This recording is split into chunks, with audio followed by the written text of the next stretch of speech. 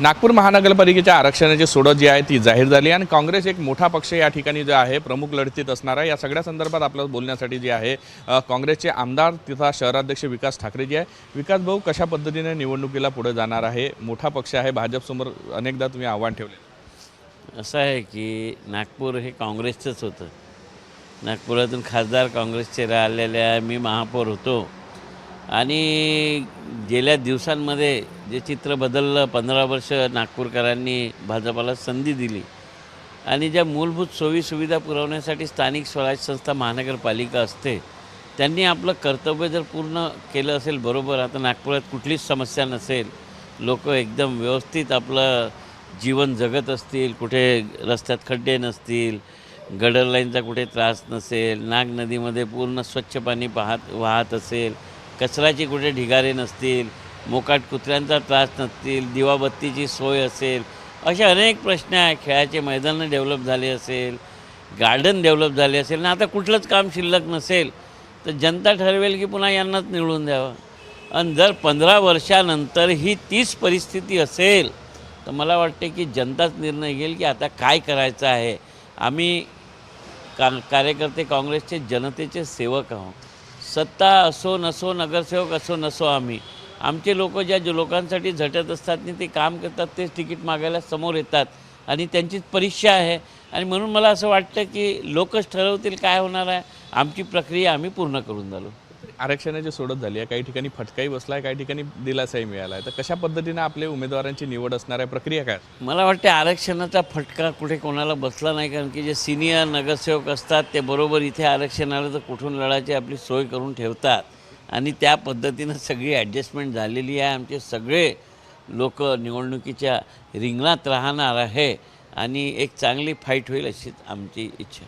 उमेदवारी देताना काय क्रायटेरिया असणार आहे? काही नवीन चेहऱ्यांना संधी मिळावी अशी अपेक्षा अनेक कार्यकर्ते मधल्या काळात तयार झालेले आहे। प्रशासन काळ होता, त्यामध्ये आंदोलनं तुम्ही स्वतः केली आहे, काँग्रेसने अनेक आंदोलन। 50% नवीन चेहऱ्यांना संधी दिल्या जाईल जे आंदोलनात सहभागी होते। आंदोलनापेक्षा आपल्या ज्या प्रभागातून निवडणूक लढायची आहे तिथल्या जनतेच्या संपर्कात असणारे, जनतेच्या सुखदुःखात जाणारे, जनतेच्या समस्या घेऊन प्रशासनाशी झगडणारे कार्यकर्ते यांना आम्ही उमेदवारी देणार आहे की जेणेकरून ते निवडणूक जिंकले किंवा हारले तरी जनतेचे सेवक म्हणून ते काम करत राहतील। शेवटी हरणाऱ्यालाही मतं मिळतात आणि त्याची जबाबदारी असते की ज्या प्रभागातून लढलो त्या लोकांच्या मागे ठामपणे उभं राहणं।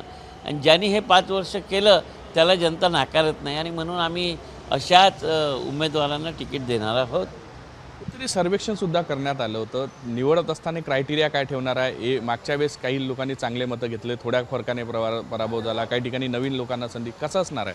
नाही, क्रायटेरिया ठरलेला आहे। मी तर म्हणजे माझी अशी इच्छा आहे की एका प्रभागात 60 बूथ असतील, 60 बूथवर 1500 900 कार्यकर्ते जे मतदानाच्या प्रचाराच्या भूमिकेत असतात त्यांचं मत घेऊन उमेदवारी देणार, यासाठी माझे प्रयत्न चालू आहे।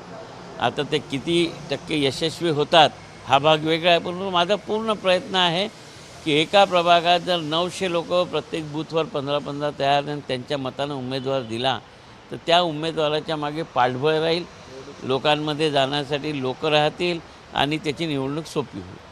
कुठेतरी महाविकास आघाडी म्हणून लढणार आहे की स्वबळाची तयारी असणार आहे? काय चर्चा झाली आहे? मध्यंतरी अनिल देशमुखांसोबत आपली बैठक झाली आहे, नेमकी काय? सध्या तरी महाविकास आघाडी म्हणूनच लढण्याची आमची तयारी आहे आणि त्या दृष्टीने आम्ही समोर जातो। समजा महाविकास आघाडी होत नसेल किंवा मैत्री, तुमची काय भूमिका असणार आहे पुढे? कारण की तुमची तयारी, कार्यकर्त्यांची निवडणूक आहे, 151 जागेची तयारी। मला वाटते महाविकास आघाडी होईलच। एखादा नाही झाली तर मग आम्हाला नाईलाजाने 151 जागेवर लढणंच आहे, कारण की आम्ही आयुष्यभर लढतच आलो आहोत। काँग्रेस ही प्रत्येक जागेवर नेहमी लढत आली आहे, तरी आम्हाला आमच्या महाविकास आघाडीतल्या आणि त्याच्या व्यतिरिक्त इतर समविचारी पक्ष असतील त्यांनासुद्धा सोबत घेऊन चालण्याची आमची भूमिका आहे। समविचारी पक्षांना सोबत घेताना वाटाघाटी कशा केल्या जातील? म्हणजे काय त्याचा काय क्रायटेरिया असेल? काही ठरलेला आहे, काही नियम हे ठरलेले आहे? आम्ही पाहू ना, त्या वाटाघाटी करत असताना त्यांच्याकडे असलेला उमेदवार किती कॅपेबल आहे, त्यांनी तिथे त्या प्रभागामध्ये त्याची याच्या आधी स्थिती काय होती, त्याच्या मागे जनतेचं किती पाठबळ आहे, या सगळ्या गोष्टींचा विचार करूनच आम्ही समविचारी पक्षांशी युती करू। नाही झालं तर मग समजा नाही झालं तर मग मैत्रीपूर्ण लढत आम्ही लढत आलो तशी लढूच, पण पहिला प्रयत्न आहे आमचा की ते होईल। नक्कीच कुठेतरी महाविकास आघाडी म्हणूनच लढण्याचा पहिला प्रयत्न असेल. मात्र समविचारी पक्षासोबत जर तडजोड झाली नसली तर 151 जागेची तयारी आहे आणि तडजोड करण्याची तयारी असल्याचं जे आहे काँग्रेसचे शहराध्यक्ष विकास ठाकरे यांनी साम टीव्हीशी बोलताना सांगितलं आहे. व्हिडिओ जर्नलिस्ट सौरभ बोलेसा, पराग डोबडे, साम टीव्ही न्यूज, नागपूर. देश विदेशातील प्रत्येक घडामोडींचे लाईव्ह अपडेट मिळवण्यासाठी आता साम टीव्हीच्या सर्व सोशल मीडिया प्लॅटफॉर्मला लाईक, फॉलो आणि सबस्क्राईब करा. तसंच सर्व नोटिफिकेशनसाठी बेल आयकॉन प्रेस करायला विसरू नका.